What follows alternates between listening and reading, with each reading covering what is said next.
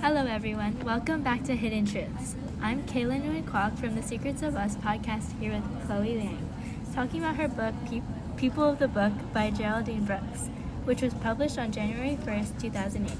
Thanks so much for meeting with me. Tell me a little bit about your book.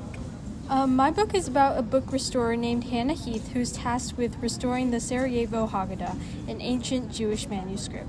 She finds items hidden among the pages that each tell a story of an individual who has impacted the Haggadah through difficult times such as the Spanish Inquisition and the Nazi takeover of Europe. That sounds so intriguing. What were some of the specific stories that you remember? One story was about a girl named Lola whose family was taken away during the Nazi takeover of Europe. She's forced to go into hiding and joins a rebel group where they assist in small tasks like disrupting the Nazi supply lines. Eventually, the group is broken down, and Lola seeks help from a Muslim family living in her hometown. Another story centers around a Muslim female artist who is the slave of a Jewish book collector. He tasks her with illustrating the Sarajevo Haggadah, which was seen as highly irregular at that time because of the differences in religion. Wow, that really builds up suspense. Were there any plot twists that you didn't see coming? There's actually one part at the end that was especially captivating. When Hannah revisits the manuscript in the museum, she sees that some of the page designs are close but not the same as the original that she studied earlier. She points this out to her mentor, but he tells her that nothing is wrong. However, it's later revealed that her mentor actually hid the original manuscript and replaced it with a copy.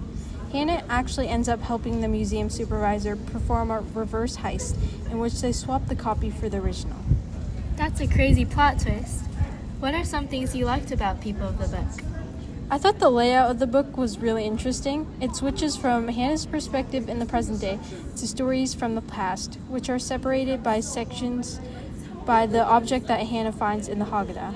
I also liked how the conflicts explored in the side stories reflect Hannah's own struggles in the present day, like her strained relationship with her mom.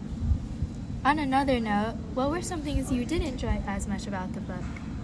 So I didn't mention that I like the format, but I also feel as though jumping back and forth between different timelines created a sort of disconnect between the reader and the characters.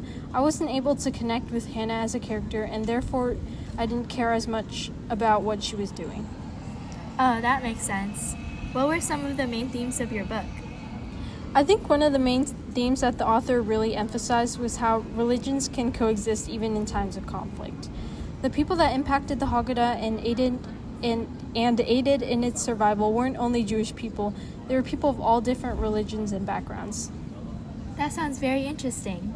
Do you think this would be a good book to read as an English class? Although People of the Book does have some important messages about religious tolerance, I think that it should stay as an optional read instead of being required to read during class. Some of the books are hard for all people to relate to and understand. However, it would be interesting to discuss some of the symbolism and themes as a group to see different perspectives, since a lot of the book is up for interpretation. Well, thank you again for coming on the podcast today. Learning about People of the Book was really interesting. Don't forget to tune in on the next episode of Hidden Truths.